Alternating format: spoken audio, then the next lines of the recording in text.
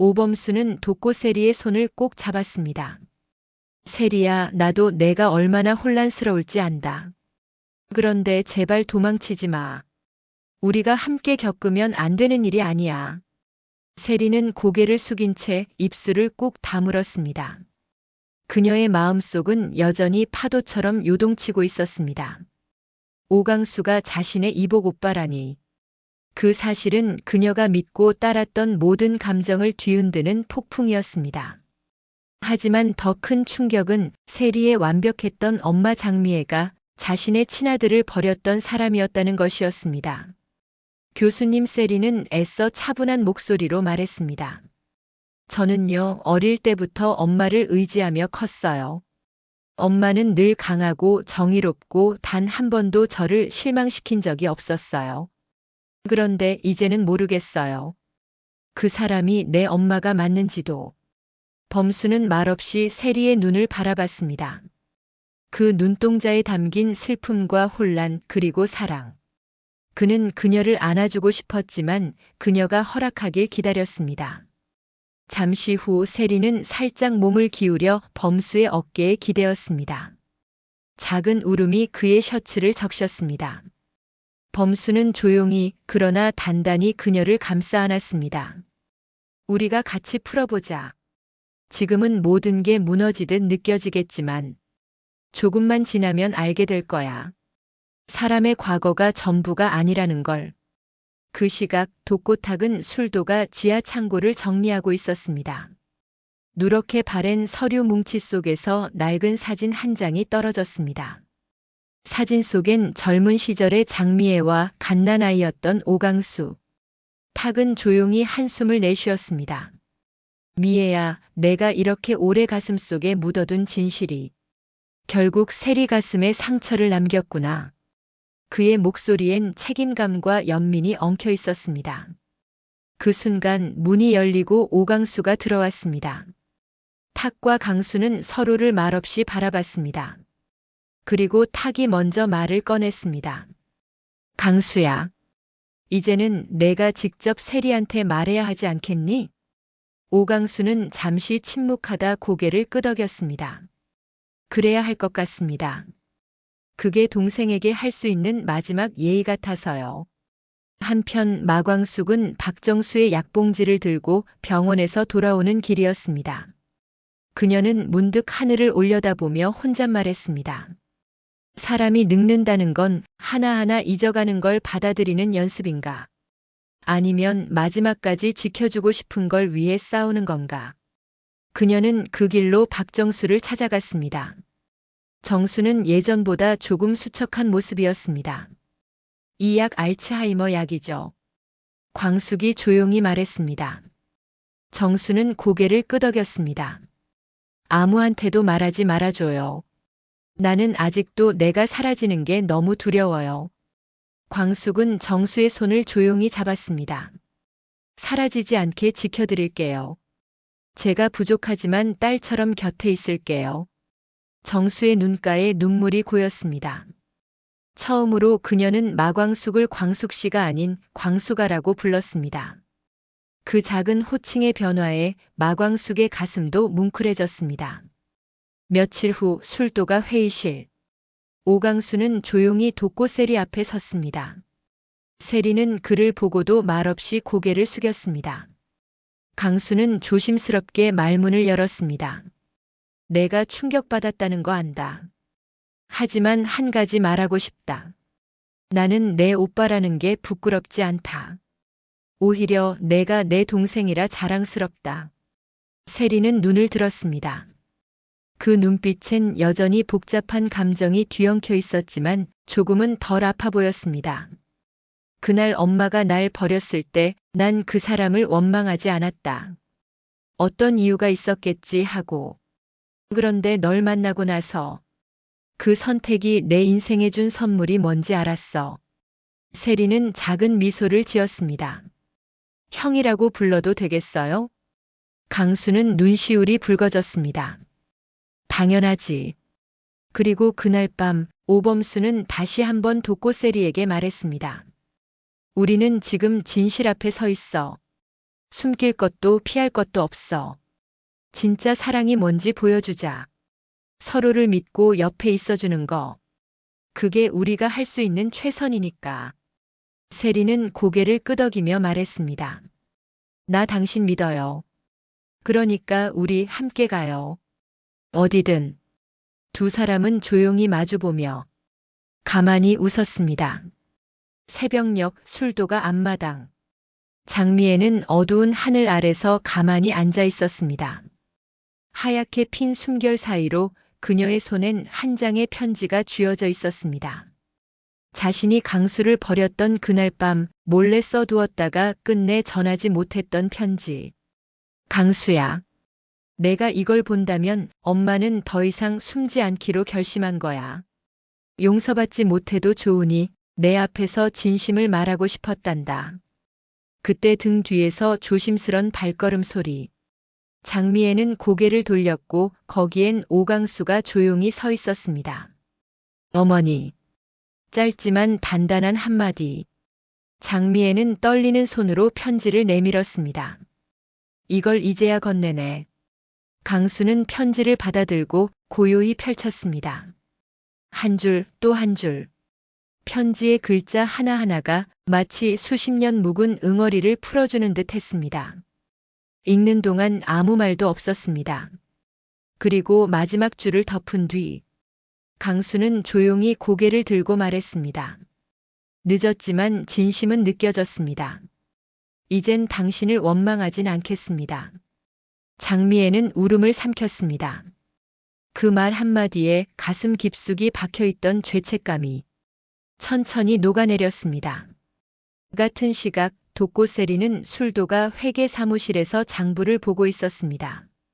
그녀의 손엔 장미애가 횡령한 흔적이 찍힌 내역서가 있었습니다. 그 종이를 보며 그녀는 깊은 고민에 빠졌습니다. 이걸 덮는 게 맞을까? 아니면 법대로 처리하는 게 옳을까? 그 순간 문이 열리며 범수가 들어왔습니다. 그는 조용히 그녀 옆에 앉아 말했습니다. 사실 그 장부 나도 알고 있었어. 하지만 너한테 말하면 너무 무너질까봐 숨겼어. 이제는 내가 판단해. 어떤 결정이든 내가 같이 짊어질게. 세리는 한참을 말없이 장부를 바라보다가 마침내 입을 열었습니다. 엄마가 정말 후회하고 있다면 우리 가족을 다시 일으켜 세우는 쪽으로 힘을 써야겠어. 벌 대신 책임을 지게 해야지. 범수는 고개를 끄덕이며 말했습니다. 그 선택 멋지다. 한편 마광숙은 박정수를 다시 찾아갑니다. 이번에는 작은 수첩을 손에 들고 있었습니다. 이건요, 치매 초기 환자를 위한 기억 노트예요. 하루에 한 줄씩 행복했던 기억을 적어두면 나중에 그걸 보면서 마음이 안정된다네요. 박정수는 살며시 웃었습니다. 광숙 씨는 왜 이렇게 다정해요? 글쎄요. 장모님이 저한테 그랬잖아요. 너 같은 사람 절대 며느리 안 되라고. 그래서요, 그럼 딸이 되지 뭐 싶었어요. 정수는 눈시울을 붉히며 노트를 받아들었습니다. 며칠 후 술도가에서는 새로운 회의가 열립니다. 장미애는 모든 직원 앞에 서서 입을 엽니다. 저는 과거에 잘못한 게 많습니다. 그러나 이제부터 저의 진짜 사과는 이 회사를 다시 일으켜 세우는 것입니다. 오늘부터 대표직을 내려놓고 실무총괄로 일하겠습니다. 모두가 술렁였지만 그 누구도 비난하지 않았습니다. 그녀의 눈빛엔 후회와 각오가 담겨 있었기 때문이었습니다. 그리고 그 자리를 채운 건 오강수였습니다. 저는 이 회사를 지키기 위해 돌아왔습니다. 그리고 가족을 지키기 위해서도. 독고탁은 조용히 고개를 끄덕였습니다. 아무 말 없이 단단하게. 그날 밤 광숙과 한동석은 조용히 차를 마시고 있었습니다. 동석은 말했습니다. 장모님, 이제 좀 마음 여신 것 같아. 다 너 덕분이야. 광숙은 웃으며 고개를 저었습니다. 아니에요. 장모님 마음 안에 있던 따뜻함이 이제야 제 자리를 찾은 거겠죠. 동석이 그녀의 손을 꼭 잡았습니다. 우리 결혼식 언제 할까? 광숙은 웃으며 말했습니다. 당신이 어머님께 딸처럼 대해줘서 고맙다는 말하면. 그때요. 그리고 엔딩 장면. 독고세리는 술도가 지붕 위에 앉아 밤하늘을 올려다보고 있습니다. 범수가 옆에 앉습니다. 왜 지붕 위야? 엄마가 그랬거든요. 힘들 땐 하늘을 봐. 하늘은 거짓말 안 하니까. 범수가 조용히 말합니다. 나는 내가 말할 때마다 진심이 느껴져. 하늘보다 더 믿을 수 있어. 세리는 조용히 미소 지으며 대답합니다. 고마워요. 우리 이제 진짜 가족이 되어 가나 봐요. 해가 떠오르기 전에 고요한 시간. 장미애는 술도가 주방에서 손수국을 끓이고 있었습니다. 그 옆에선 독고탁이 조용히 신문을 넘기고 있었죠. 오랜만에 된장국 냄새가 나네. 탁의 말에 미애는 씁쓸한 웃음을 지었습니다. 강수 좋아했던 국이야. 애가 어릴 땐 꼭 국물부터 마시더라. 탁은 신문을 덮고 말했습니다. 이젠 애가 아니라 훌륭한 남자야. 내가 버린 게 아니라 키우지 못했던 아들이 됐으니 다행이지. 미애는 조용히 고개를 끄덕였습니다. 그녀는 무릎을 꿇고 작은 메모지 하나를 손에 쥐었습니다. 오늘 그의 앞에서 말할게. 미안했다고. 어떻게든 용서받을 수 있을진 몰라도 숨진 않을래. 한편 독고세리는 출근길 엘리베이터 안에서 갑작스러운 복통으로 얼굴을 찌푸립니다. 출근 후에도 복통은 계속되고 마광숙이 걱정스럽게 다가옵니다. 세리야, 너 오늘 얼굴이 왜 이렇게 창백해? 속이 안 좋은 거야? 조금 배가 계속 아파서요. 근데 괜찮을 거예요. 회의 들어가야 하니까. 하지만 세리는 결국 회의 도중 쓰러지고 맙니다. 모두 놀라고 범수는 그녀를 번쩍 안아 병원으로 달려갑니다. 검사 결과를 기다리는 병원 복도. 범수는 초조한 마음으로 창밖을 바라보다 세리의 어머니 장미애와 마주칩니다. 세리한테 아무 일 없겠죠? 미애가 물으며 눈물을 닦습니다. 범수는 고개를 끄덕이려다 멈춥니다. 그는 조용히 그러나 단호하게 말합니다. 어머니. 세리 마음속에 쌓인 상처는 몸보다 더 아프고 오래갑니다. 그 상처 어머니가 치료해 주셔야 해요. 미애는 작게 한숨을 쉬며 말합니다. 그래서 오늘은 그의 앞에서 무릎 꿇고 얘기하려고 해. 잠시 후 병실. 세리는 링거를 맞은 채 눈을 뜨고 문 앞에 앉아있는 장미애를 봅니다. 그 순간 둘의 눈빛이 마주칩니다. 미애는 무릎을 꿇고 말합니다. 세리야, 엄마는 너만은 절대 그런 일 없이 살게 해주고 싶었어. 그래서 더 많은 걸 감췄고, 그게 다 널 위한 거라 믿었지만 결국 엄마 욕심이었어. 세리는 아무 말 없이 눈을 감았다가 조용히 말합니다. 엄마는 왜 그때 나를 안아주지 않았어요? 그 말에 미애는 오열합니다. 미안해, 너무 미안해. 너도 내 아픈 아이였는데 엄마가 너무 약했어. 그 순간 세리는 미애의 손을 살며시 잡습니다. 이제 숨지 말아요. 엄마가 솔직하게 살면 나도 그렇게 살 수 있을 것 같아요. 두 사람의 화해는 아무도 몰랐던 깊은 밤의 상처를 조금씩 치유해주고 있었습니다. 다음 날 오강수는 술도가 이사회에서 장미애의 횡령 내역을 공론화합니다.